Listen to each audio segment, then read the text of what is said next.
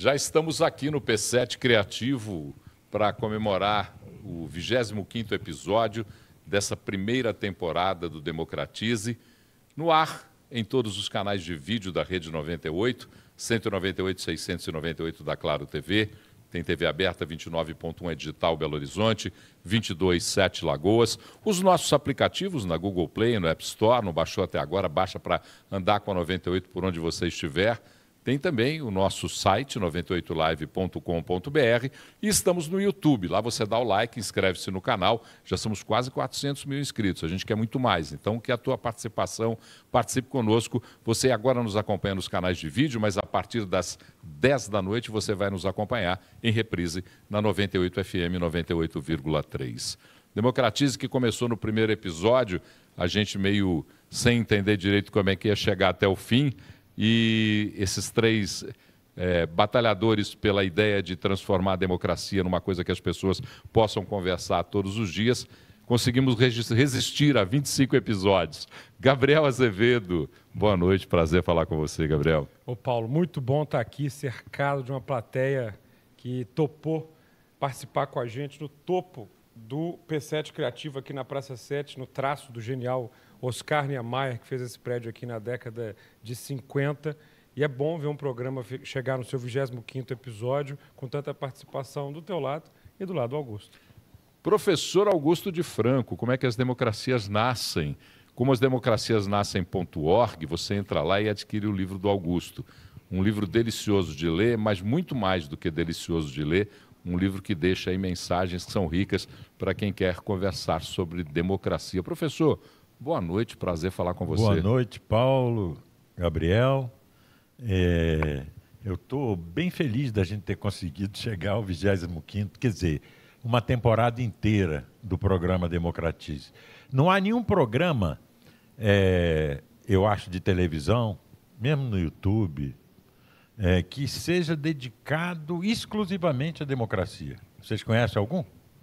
Não conheço. Também não. Só isso. Existe programa de política que vai falar, comentar os fatos políticos, mas especialmente dedicado à democracia. Acho que isso foi uma inovação importante do Democratize e espero que a gente continue numa segunda temporada na mesma toada. E conversamos durante esses 25 episódios com o Caio Blinder, com o Joel Pinheiro, com o Eduardo Jorge, com a Madeleine Laxo, foram convidados desse programa. Mas mais do que isso, hoje eu tive até a oportunidade de conversar com alguns que aqui estão, pessoas que nos acompanham desde o primeiro programa, o pessoal da Casa das Democracias que está aqui com a gente, agradecer vocês por acreditarem. Eu sou um cara emocional, então se eu me emocionar nesse 25º programa, entendam, porque eu sou baseado em razão e emoção, eu pondero as duas. E acho que quando a gente se emociona, a gente tem que estar emocionado mesmo e demonstrar isso para todos. Emoção de receber vocês aqui e de dividir essa prosa, essa conversa. Amigos, vamos falar como é que esse programa começou, porque a gente começou discutindo o que era democracia. E, surpreendentemente, as ideias do que é democracia foram surgindo, embora todos nós soubéssemos em conceito, mas estávamos nos desafiando para transformar isso em mensagem, para que todos pudessem conversar conosco. E eu queria, então, primeiro, Gabriel, você dar uma repassada no início da nossa trajetória, lá no episódio 1. Como é que era para você? Como é que você pensou, como é que você viu e como é que você faz a leitura, o filme do primeiro ao 25º? Bom, foram afluentes que se somaram nesse rio em que a gente está agora, vamos dizer assim, desaguando na foz aqui para um oceano. E o primeiro afluente foi contigo. Ou seja, faz tempo que a gente pensa na ideia de criar um programa, rádio, YouTube, TV, dedicado a esse tema. E com o Augusto, é um afluente também. Eu já falei para vocês que assisti o Augusto pela primeira vez em 2008 e ele tem sido, para mim, uma grande referência do conhecimento democrático. Tanto que em 2019, nós fizemos aqui em Belo Horizonte uma dinâmica chamada Democracia, Livros e Praças, e é legal ver algumas pessoas que participaram aqui no nosso auditório. E o Augusto, de lá, em diante, a gente fez 10 encontros de praças aqui em Belo Horizonte. Isso resultou com uma aula sobre democracia em plena Ágora Ateniense, lá na Grécia, né? Com a gente explicando tudo, da Ágora até o Partenon, passando pela Nica. Foi muito bacana. E a gente pretendia fazer isso de novo em 2020 e veio a pandemia. Então, a pandemia 2021, 2021, 22 interrompeu nossos planos. Enquanto isso, o Augusto escreveu o livro dele, Como as Democracias Nascem.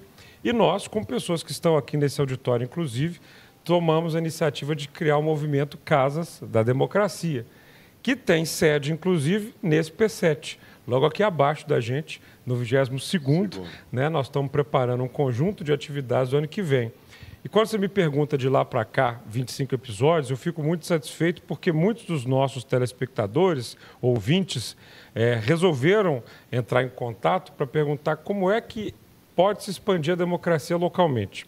Eu acho que de um episódio até o 25º, para mim, o principal ganho, para além de explicar a democracia, fazer divisão entre autocracia e democracia, enfim, uma série de questões históricas, sociais, políticas, é que todo mundo que assistiu talvez saia dessa temporada percebendo que pode se dedicar à democracia de maneira muito local, no seu prédio, no seu quarteirão, no lugar onde ele vive e reunir essas pessoas a partir do ano que vem para se dedicar a isso me parece muito legal. Talvez seja o maior ganho. Se você se emocionou por começar o programa, eu já deixo aqui a minha emoção do que pode ser, por um bom período, a minha participação na 98 FM como colunista e participante de programa. Ou seja, terminada essa temporada, eu adianto que no ano que vem eu não vou fazer parte de uma outra temporada do Democratiza. Eu diria que vai ser um ano um pouco mais intenso para mim. E eu também tinha uma coluna na 98 FM e a Marcela, a vereadora, herdou essa coluna de mim com muito carinho, passei para ela diante também das várias coisas que estão acontecendo na Câmara. Então, essa vai ser minha última participação como um personagem da 98, para que no ano que vem eu possa participar apenas como político, para a gente não misturar as coisas aqui e para ninguém acusar a rádio de estar puxando sardinha para o meu lado. Então, eu fico muito feliz de ter contribuído com essas 25, esses 25 programas e desejo muita sorte na próxima temporada. Que você vai fazer falta, a gente tem certeza, mas eu e o Augusto já estamos aí brigando para encontrar o terceiro elemento, exatamente, buscar esse terceiro elemento aí. Augusto, do primeiro até aqui, eu aprendi com a vida que quando eu transmito algum conhecimento, mais aprendo do que transmito, e porque eu revejo os conhecimentos que estou transmitindo. Você tem um conhecimento vasto sobre democracia, em 2008 contaminou Gabriel Azevedo pela democracia mais do que já era, também despertou em mim, a partir do conhecimento com você, uma intensidade maior sobre a democracia. Mas, professor, que aprendizados ficam para quem tem o domínio do texto e fala sobre ele durante 25 episódios? Olha, eu acho que a coisa mais importante, Paulo, foi o seguinte, foi o programa, ao longo de todos esses episódios, ter deixado claro que a democracia não é apenas um regime político, é também um modo de vida. Essa eu acho que foi a marca principal. Quer dizer, a democracia não é algo para o político profissional distante, não é algo para apenas o vereador, o deputado, o senador, o prefeito, o governador, o presidente. Não, é para você, é para mim, é para cada um de nós. Então, a democracia é um modo de vida. E ao longo desses 25 episódios, nós percebemos que a democracia surgiu como modo de vida antes de ser um modo político de administração do Estado. Não é? Então, isso é uma coisa importante, porque é uma inovação do jeito que a democracia é habitualmente tratada, tanto na academia, nos cursos de ciência política, quanto nos meios políticos. Não é? Ela é tratada como alguma coisa assim, para alguns profissionais que se dedicam, etc. e tal, vivem dela ou estudam a democracia de um ponto de vista do pesquisador, do teórico, etc. e tal. E nós começamos a trazer o entendimento para uma visão de que a democracia tem a ver com seus relacionamentos, tem a ver com a sua família, com a sua escola, com a sua igreja, com a sua organização social, tem a ver com a sua empresa, tem a ver com o seu órgão de governo, isso já é mais tradicional, mas toda essa dimensão da democracia como modo de vida, eu acho que é uma marca distintiva das nossas conversas no Democratize. Gabriel, eu primeiro vou registrar a presença de pessoas aqui conosco pelo YouTube e pelas nossas redes sociais. Divulgar mais uma vez as redes sociais, @Rede98Oficial. E tem também o nosso WhatsApp, claro, 3199-316-98. 3199-316-9898. O Mauai, dizendo maravilha, show de democracia. Rony Moraes está em Pará de Minas e diz que está atento. Paulo Roberto Cole, meus parabéns aos democratizantes. Vida longa ao Democratize, somado ao livro do Augusto, que tive o prazer de comprar na pré-venda e foi o melhor da cena democrática deste ano. Severino Lucena, pelo YouTube, nos acompanhando. Democratize, democracia no seu sentido forte. Gabriel, por que as pessoas se apoderam da democracia como um serviçal das suas próprias necessidades ideológicas? Como bem disse Augusto agora, é mais do que isso, é mais do que servir a uma ideologia, é mais do que servir a alguém. E por que as pessoas se apoderam tanto disso e dizem eu sou um democrata mesmo não sendo, ou dando à democracia uma visão ideológica? Porque quem nada sabe de nada duvida. Ou seja, hoje eu estava no ônibus acompanhando uma cidadã que não tem o costume de usar transporte coletivo e eu estava motivando ela num dia a experimentar uma vez diferente. E quando eu estava lá e tal, algumas pessoas vão te reconhecendo e outras acabam interagindo naturalmente. Nesse caso, tinha uma senhora que virou e não me reconheceu e começou a xingar o ônibus, porque a gente estava falando disso, falou assim, olha, e eu pego esse ônibus, sofro todo dia e tal, já são 30 anos assim, e não vai mudar nada, não. Porque os políticos, eles só vêm aqui na época da eleição. Eu nunca vi um político na vida aqui andando de ônibus e tal. E as coisas. Aí eu perguntei assim, mas a senhora sabe que poderia ser melhor? Ou seja, há lugares no planeta em que os ônibus passam no horário, as coisas acontecem. Ela, não sei de nada disso. Sei que aqui é ruim e vai continuar ruim. Ou seja, é quase a mesma coisa com democracia. No sentido em que quando as pessoas não têm perspectiva de outros modelos funcionais, elas não conhecem, não têm ali a experiência. Quantas pessoas, e é muito ruim, é muito chato saber o quanto que é injusto isso, mas assim, quantas pessoas caminharam por Oslo, quantas pessoas foram à Finlândia, ou nem precisa ir lá, mas quantas pessoas leram e entenderam que ali as pessoas têm um modo de vida bem diferente de lugares que não são autocráticos. Do mesmo jeito que tem outras pessoas que estão em ditaduras que lembram o grande irmão, ou seja, um norte-coreano, se perguntar para ele assim, e aí, o que é democracia? Ele, hã? Né? Porque ele não tem nem acesso à mídia, não tem acesso a conhecimento, é como se fosse realmente uma caverna. E temos nós, pessoas que vivemos nessas democracias eleitorais, que ficamos nem lá nem cá, numa sensação de que as coisas vão ser sempre assim. E aí, com esse sentimento de que nada muda, muita gente se apega às certezas, quase que como suas religiões pessoais ou grupais, muito estimuladas por esse processo de mídias sociais que travam todo mundo numa bolha. Então você começa a conversar só com gente que concorda com você, com pessoas que têm as mesmas percepções que você, e aí pronto, as coisas serão daquele jeito para sempre, não existe nada para além do grupo que eu converso, e pronto. Aí quando encontra uma outra pessoa que pensa diferente, é quase como um choque de tribos, como, né, sei lá, astecas e espanhóis se encontrando em algum momento, porque você tem pensamentos muito distintos e uma incapacidade de conversação.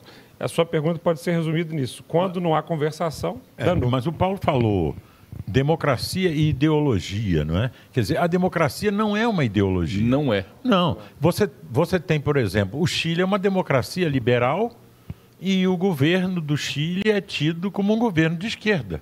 É o governo do Gabriel Boric. O Uruguai é outra democracia liberal e o governo do Uruguai é considerado um governo de direita, que é o Lacalle Pou, não é? Então, se você fizer um exame das 32 democracias liberais que existem no mundo agora em 2023, você vê que as ideologias dos governantes divergem bastante. Não é? A democracia não é uma ideologia, não é uma nova ideologia, não é uma nova doutrina para substituir outras doutrinas. Ela é um modo de regulação de conflitos que não provoca, não aumenta a inimizade do mundo. Não é baseado na guerra, não é baseado na eliminação do que pensa diferente. Não é? Então, isso é fundamental, porque muita gente não dá importância à democracia porque não entende essa essência do que é a democracia. Bom, tem mais gente participando aqui conosco. A Sandra Malta, que participa sempre com a gente, professora Sandra Malta. Sandra, achei que ela viria aqui. No plenário, no auditório. Queridos, resolvi assistir Democratize para aprender a discutir com os meus colegas professores sobre a democracia. Me sinto mediamente formada, preciso de mais, obrigada. Não tive companhia para ir pessoalmente, mas me sinto presente, como sempre. Obrigado, Sandra. James Benson diz, democracia na prática é paradoxal com seu próprio sentido original. Nós temos que sair para o bloco agora? Então vamos sair para o bloco. Eu queria que você comentasse essa fala do James na volta, quando a gente voltar a falar um pouquinho sobre isso.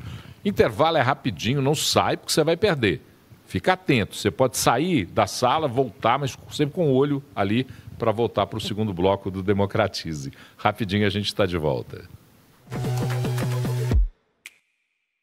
Então é Natal. Você tá brincando, né? Não, canta outra música aí, essa aí não. Esse ano quero... Não, canta outra, cara. Tem outra. Adeus, ano velho. Não, vai ser essa, Rodrigo, pode ir. Não quero lhe falar do que passou. Não vou de retrospectiva. Quero lhe mostrar o que vai ser. Um novo jeito de encarar a vida. Você vai mudar seu olhar, sintonizar só coisa boa. Traga o que faz bem e o que é melhor pra sua vida e transporte pra outras pessoas. Por mais que evolua o mundo e a computação, tem umas coisas que só nascem vindas do coração. E sintoniza nossa rádio, web e televisão. E você vai entender que apesar de ter vivido tudo que vivemos, tem 98 mil motivos pra vivermos. 98 mil motivos pra vivermos com amor e paz.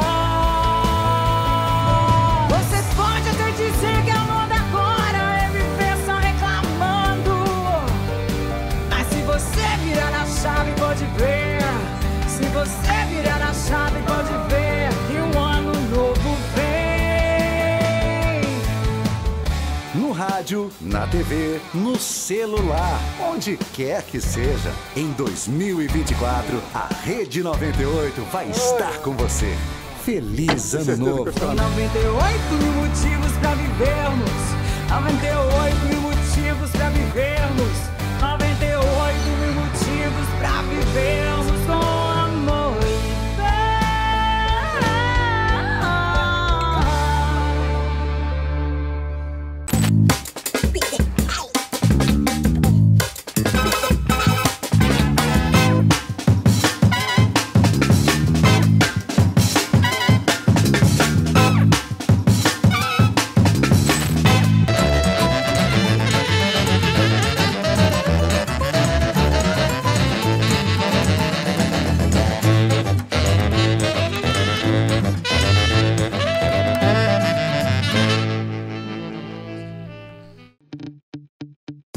pode Mas o garoto vencer precisa, esse sabe de quê? afluente. Um treinador de verdade. Um treinador de peito como eu, tá certo?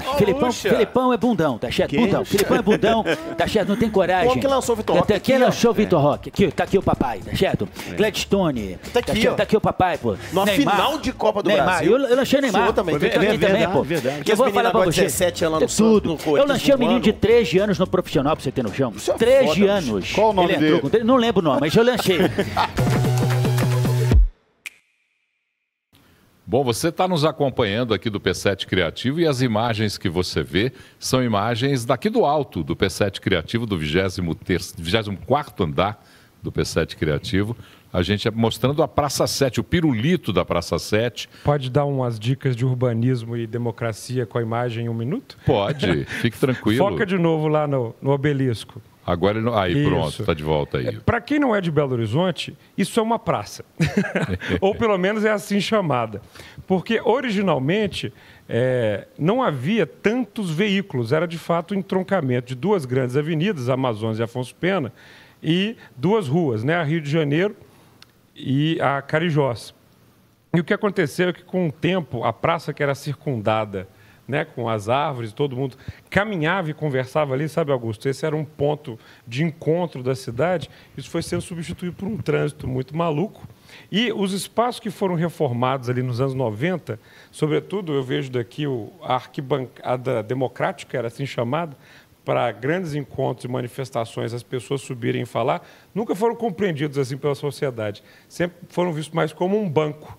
E o lugar que era para os jogadores de xadrez acabou virando um lugar de skatista.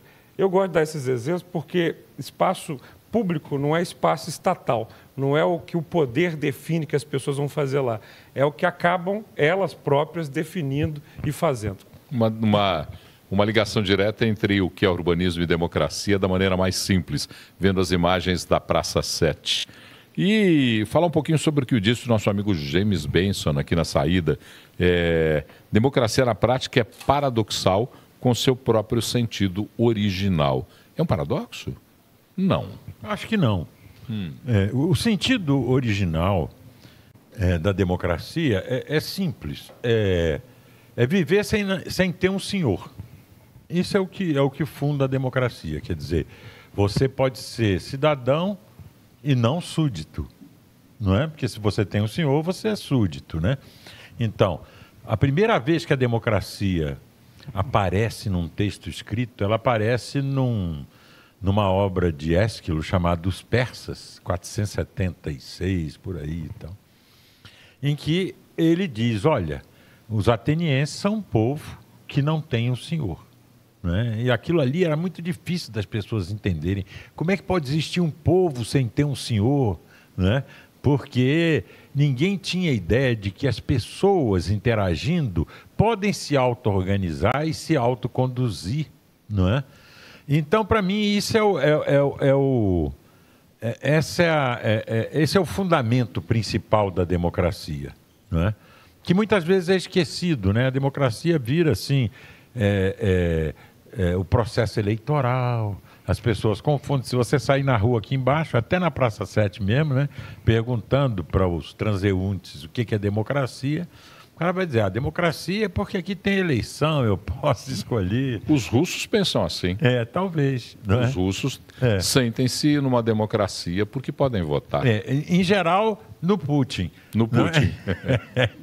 Que eles têm múltipla escolha. Camarada Augusto? Eles têm Você múltipla pensou em outra escolha. opção? Que vai ficar até 36, vocês sabiam disso? Até 36. Só? Porque ele... Não, ele tá com a minha idade, um pouco menos, talvez um ano menos. Ele já não é muito novo, não. E ficará até 36, até 36 no comando da Rússia. Então, bom, mas a democracia, ela não é eleição. Tanto que a maioria dos países autocráticos do mundo são regimes eleitorais. Não é? Fazem eleições. Então a democracia é muito confundida com eleição, com... às vezes com Estado de Direito, que não é exatamente a mesma coisa que democracia, porque a democracia pressupõe uma sociedade capaz de se organizar e controlar, dizer que tipo de Estado ela quer, e não uma população subordinada a um Estado que diz o que essa população deve fazer, né? Então a democracia ela tem essa, como é que eu posso dizer assim, ela é um desafio ao poder estabelecido, sempre. Ainda que a gente tenha que manter a ordem democrática, e agora no mundo isso é essencial, mas a democracia é sempre um desafio à ordem. A democracia é um ato de plena felicidade, satisfação total dos povos, ou há dor na democracia, professor Gabriel? Não, muita dor. Esse negócio de felicidade e democracia é para quem não tenta praticar. Porque, por vezes, para quem está no mando, para quem está comandando ou ditando o que deve ser feito, há certa satisfação até sádica de impor aos demais o que ele pensa que deve ser o certo ou o que não deve ser. E democracia é trabalhoso. Ou seja, desde de um prédio em que você tem que se reunir numa reunião de condomínio para definir para onde vão os recursos, será que aumenta a taxa para ter uma reforma, ou numa comissão de formatura, a festa vai ser ali, vai ser... Porque democracia envolve abrir mão de alguma coisa, porque é um modelo de convivência. E para você conviver, você não pode querer impor aos outros só aquilo que você deseja. Então, é trabalhoso, é custoso. Não quer dizer, por vezes, felicidade. Porém, eu sinto que a ausência dela, essa sim faz com que a infelicidade seja uma certeza. No sentido em que, a partir do momento em que um grupo ou uma pessoa impõe aos demais o que esses não desejam, é muito duro, né? Ou seja, todas as vezes em que você tem uma medição de felicidade, é um medidor complexo, mas ele existe, né? As nações democráticas, os ambientes democráticos tendem a ter pessoas mais leves, mais felizes do que os que não são.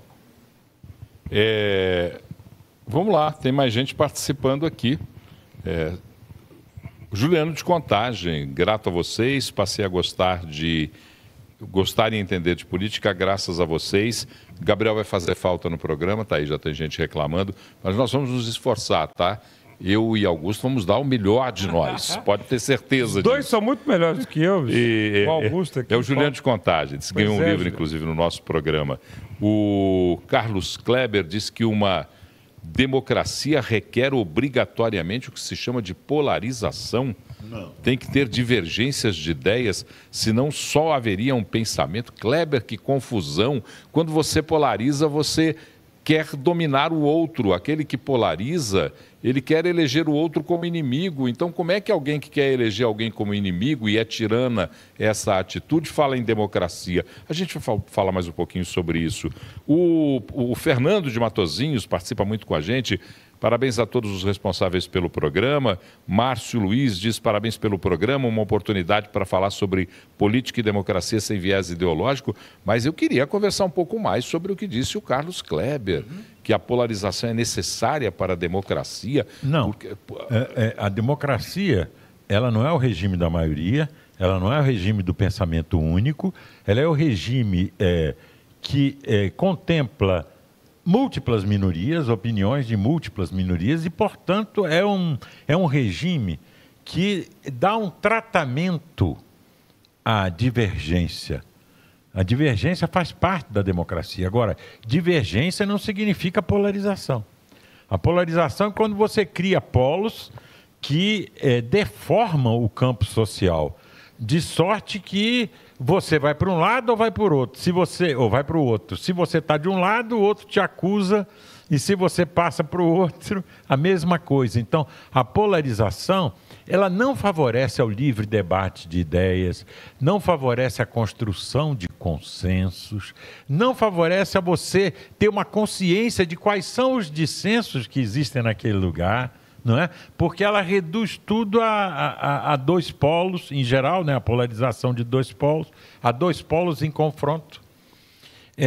que não, cada um não tratando o outro como um adversário, alguém com quem eu converso. Sei lá, eu posso mudar de ideia se ele me convencer. Não. É um inimigo. Aquele que eu tenho que destruir. Aquele que daqui a pouco eu digo que nem tem direito de viver no meu país. Que é um traidor por não pensar como eu penso. Então isso tem causado um grande mal em vários países, inclusive países democráticos avançados. Aquele que polariza, radicaliza, e quando radicaliza você tem que tratar o outro com desrespeito, com menosprezo. E aí você já aniquila qualquer possibilidade de atos democráticos, que são a conversa, a percepção do outro e a mostrar a minha realidade para essa percepção do outro. Os principais indicadores, a Videm, The Economist, apontam a polarização como uma das principais causas da recessão democrática que a gente vive. Se nós formos analisar o ano de 2023, nós passamos por 2 grandes conflitos que ganharam um espaço midiático relevante. Um a gente já vinha dele, né, que é a guerra da Ucrânia, e o outro a guerra no Oriente Médio, envolvendo Israel e o Hamas. Você percebe que as discussões, os debates a respeito polarizam de maneira idêntica. Ou seja, as pessoas que defendem a autonomia ucraniana ante o ataque russo são aquelas que também condenam o ataque do Hamas contra Israel. Da mesma forma, as pessoas que acreditam que a Rússia está correta ao invadir a Ucrânia para impedir uma expansão da OTAN, ou o que seja, são aquelas que falam de um genocídio palestino por parte do Estado de Israel. A mesma pessoa, com a mesma visão, com os mesmos argumentos, no sentido em que ela verticaliza uma militância polarizada.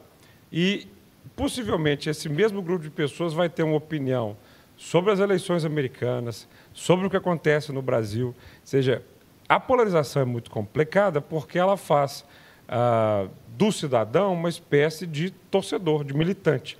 Ele está ali para seguir uma ordem que vem de um comando de pensamento e se somar a uma espécie de exército, hoje em dia, digital, né? Que vai postar mais, passar o dia brigando na internet, e isso trava a sociedade. Cancelar os inimigos. Cancelar os inimigos. Olha, daqui a pouco quem está aqui vai participar com a gente. No terceiro bloco nós vamos escolher algumas pessoas para conversar com a gente aqui, vir aqui do lado. Nós fizemos aqui um espaço quase que um espaço público aqui, uma ágora, para que as pessoas possam vir aqui para conversar com a gente. Desenhamos aqui um espaço e daqui a pouquinho eles virão conversar conosco. Eu queria agradecer, Gabriel, quem está nos dando a condição de estar aqui. Né? Falar do Lucas Raj, da coordenação de jornalismo, da Suzy na promoção, da Maíra nas redes sociais, do Chico da Nave, a Nave é a casa de vídeo da 98, dos meninos que estão lá atrás. Se eu esquecer de alguém, pode me xingar, porque eu tenho memória muito curta.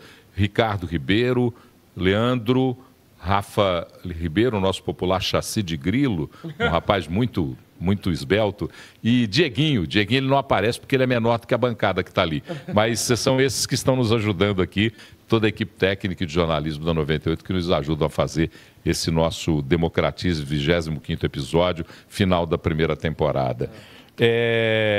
Ivone de Belo Horizonte, pela primeira vez assistindo o programa. Ivone, está dizendo que bom, quero aprender mais com vocês. Aprenda sempre. É só voltar no YouTube, tem todos os episódios no YouTube. Ela vai lá e confere. E a rigor, nós é que aprendemos com quem nos dá a oportunidade de falar sobre democracia. O Geraldo da Silva Guedes, o que fundamentalmente define o analfabetismo democrático e se ele é alto no Brasil. A gente fala sobre isso já. O Paulo Roberto diz: uma pena que o Brasil está estacionado no populismo. Falar do sentido da democracia para qualquer um dos grupos é uma tarefa difícil. Mas vamos à pergunta do Geraldo da Silva Guedes, que está no YouTube com a gente.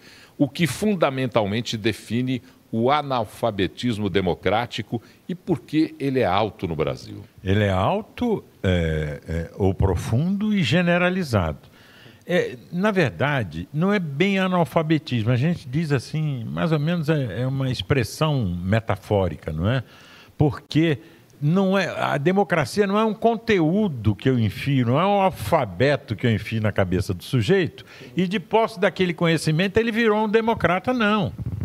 A democracia é uma disposição, uma abertura para a interação, uma aceitação e valorização da opinião, não é? Uma aceitação da alteridade, da divergência e da pluralidade, não é? Quando você é contra o pluralismo político, você não é democrático, não é? Bom, mas usando essa expressão imperfeita do analfabetismo democrático, a gente tem que dizer com tristeza que é muito grande no Brasil, não é? As pessoas não têm noção.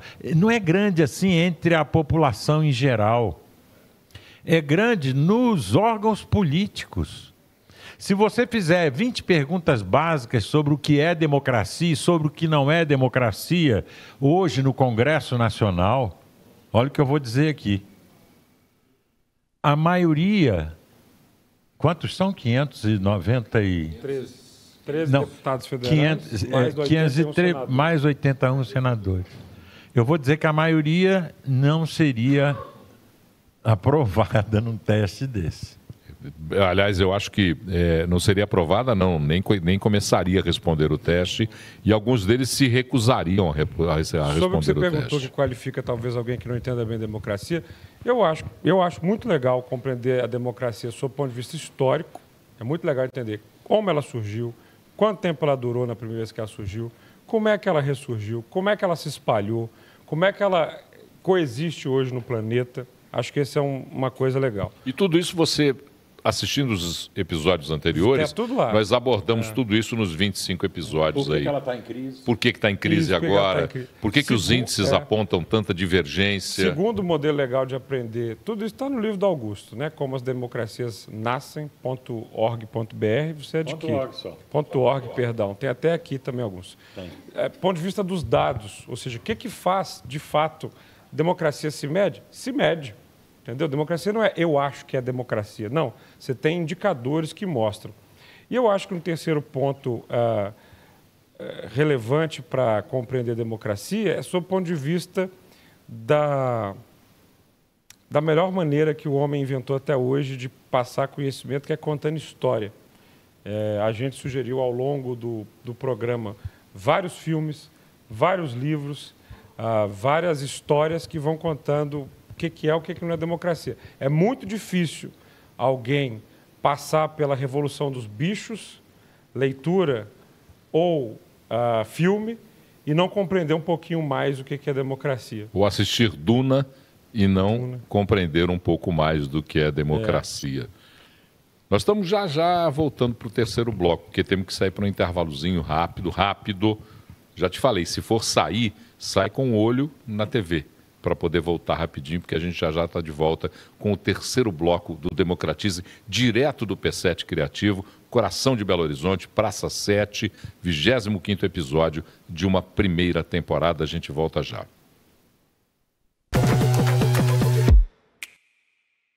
Dizem que é o Texas, mas olha pra cima, parece que a gente tá na Califórnia. Beverly Hills? Não, Beverly Hills, com 2 L's mesmo, pra lembrar a nossa grafia lá do passado, em 1897. Beverly, de belo, e Hills, do inglês, pra citar a montanha que nos cerca.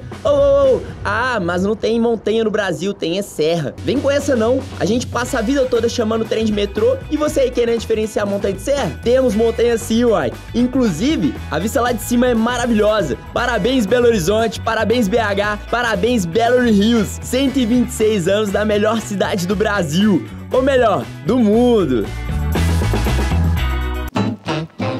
E aí, foi aí que pediram uns minutinhos de paz? Bora de Radiocast, o programa que deixa a sua tarde muito mais leve. 2 horas de curiosidades do mundo pop, viagem, saúde, notícias e, claro, informações de outro mundo. De segunda a sexta, de 3 às 5 da tarde, aqui na Rede 98. Porque você merece ficar numa boa, claro. Rede 98, porque você precisa.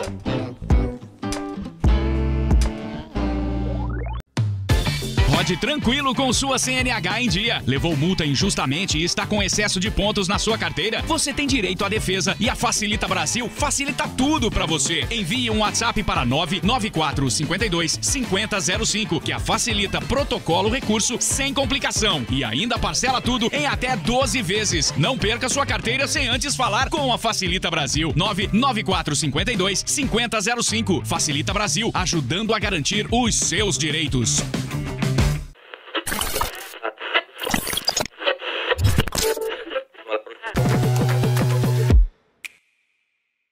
Terceiro e último bloco do 25º episódio do Democratize. Você tem imagens da Sapucaí, uma rua maravilhosa que tem um balcão que dá para o leito da estrada de ferro, como dizia-se antigamente, da ferrovia. Abaixo fica a Praça da Estação. Para quem está nos acompanhando de fora de Belo Horizonte, estou vendo aqui participação de gente de Araxá. Esse é um lugar que durante muito tempo ficou esquecido e aí foi revitalizado. A Sapucaí foi revitalizada como um corredor gastronômico, de alegria, sem de poder festas, público. sem poder público. Essa é uma coisa fantástica. Foram as pessoas que adotaram ali uma via muito interessante e que começaram a abrir estabelecimentos comerciais gastronômicos. E sábado e domingo é uma rua que fica apinhada de gente interagindo, expulsando os carros e tomando de volta o espaço para elas. E agora, finalmente, o poder público acordou e vai diminuir o espaço para o carro passar, vai aumentar as calçadas para ter mais interação.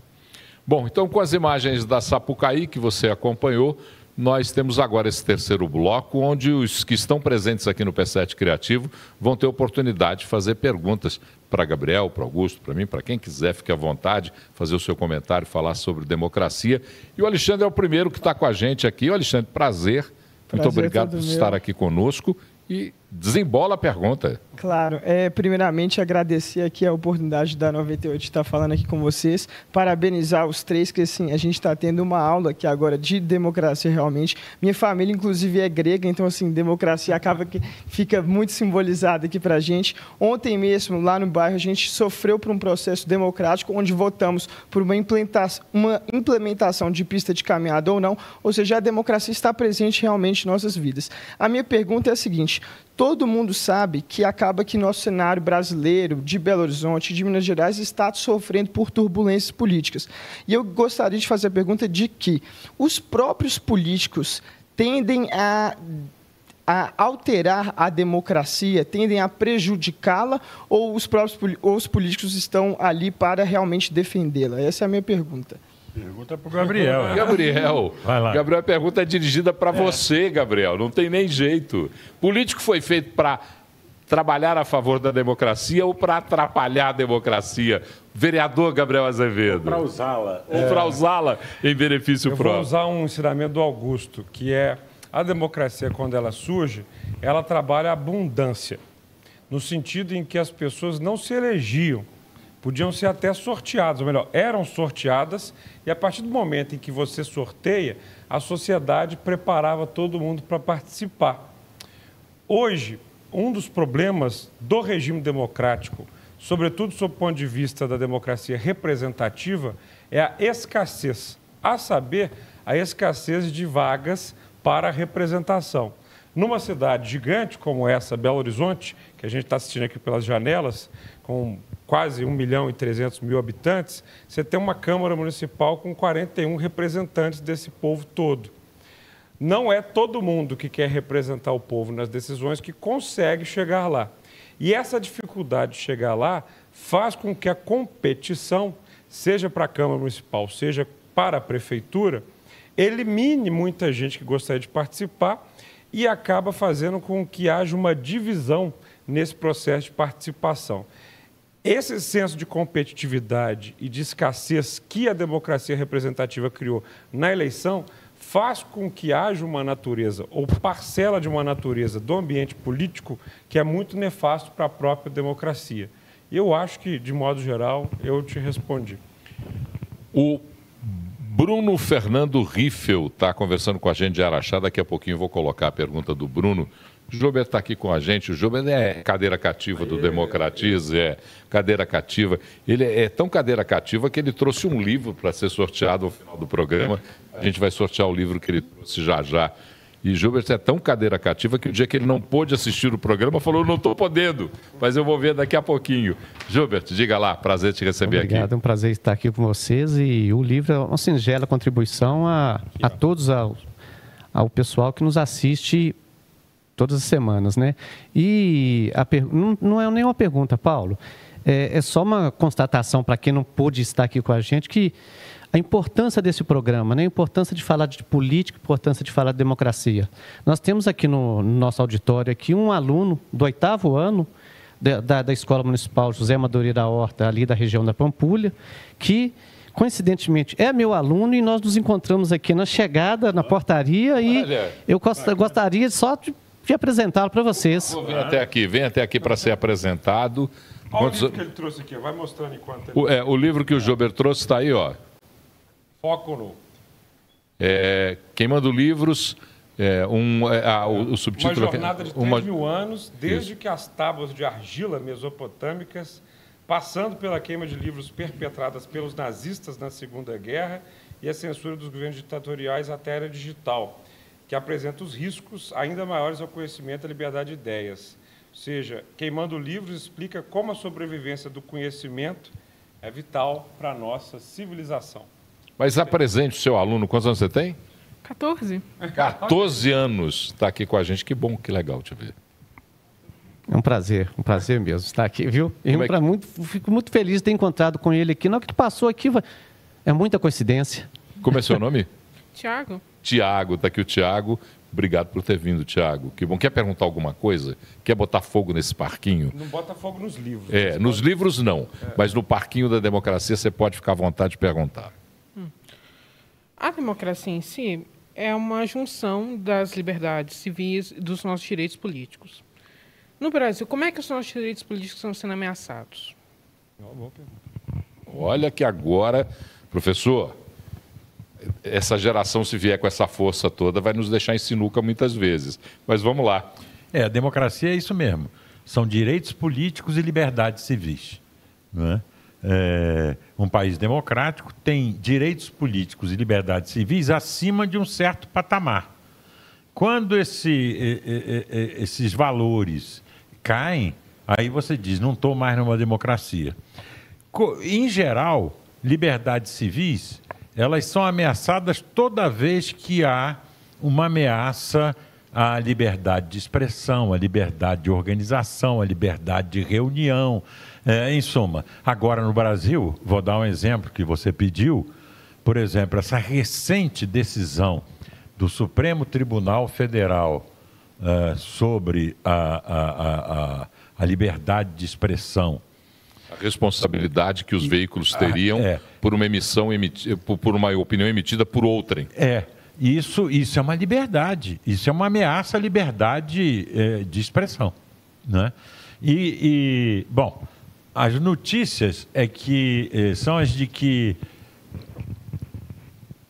o Supremo Tribunal Federal já viu que foi tão incorreto fazer isso, que ele está agora estudando uma maneira de mudar aquilo que ele decidiu.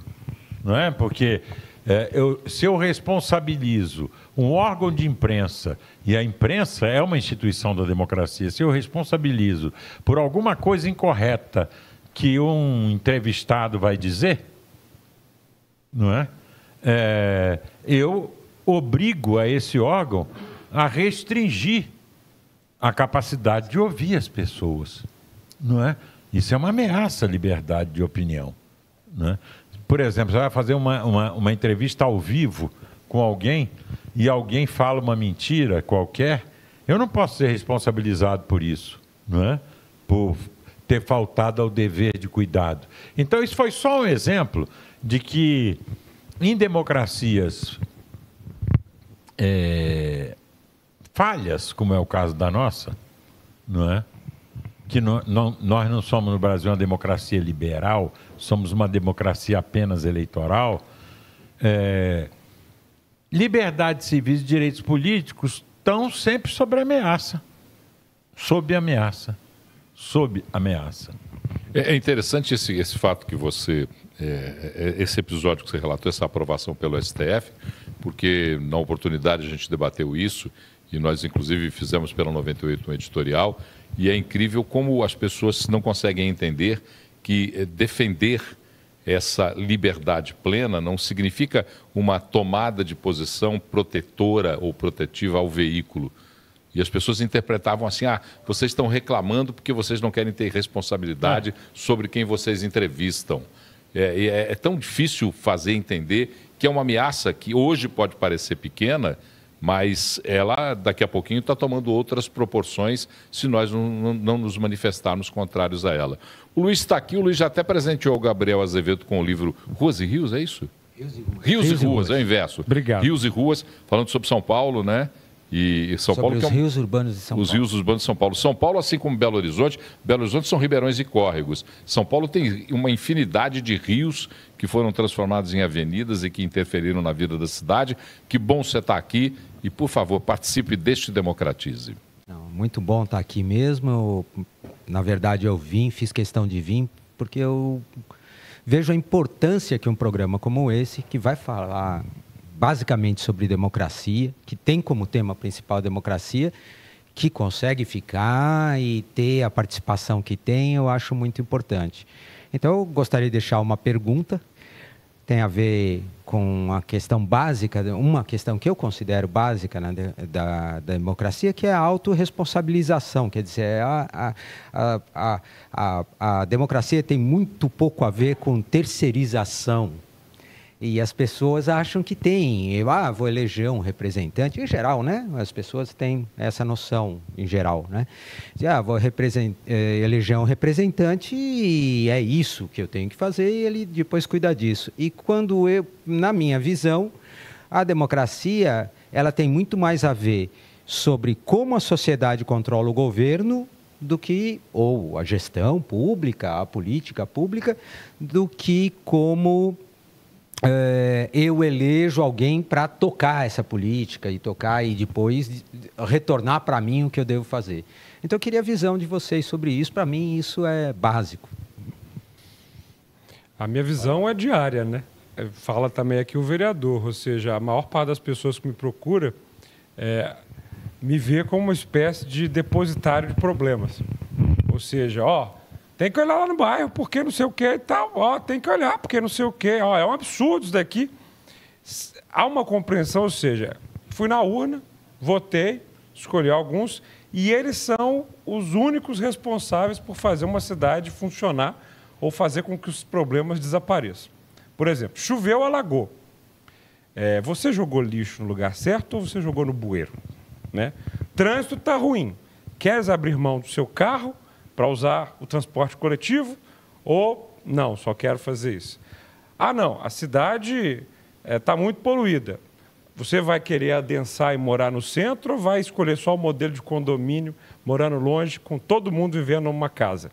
Está custo alto para o lixo. Você recicla ou você simplesmente joga tudo fora?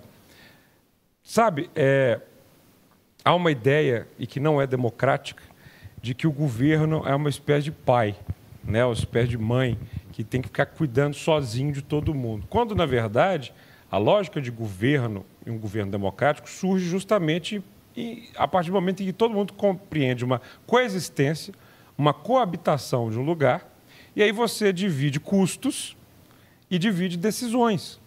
Então, você não está escolhendo pessoas para tomarem decisões para você ou para cuidarem da sua vida.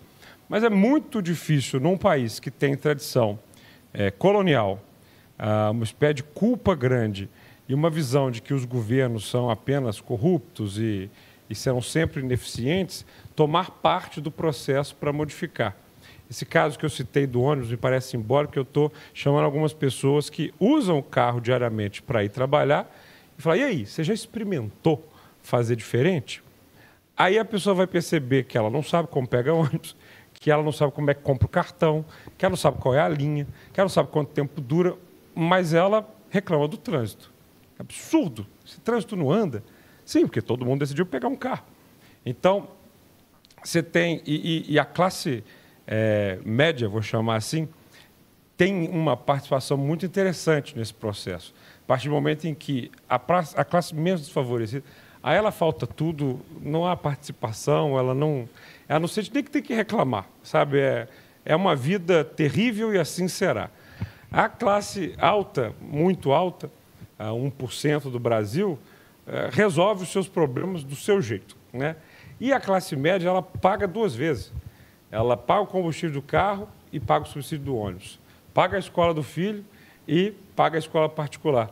Então, eu sinto que se houver mais engajamento, mais envolvimento das pessoas, não compreendendo que a classe política ou o poder público são os responsáveis pela resolução dos problemas, mas todos nós somos, acho que melhora.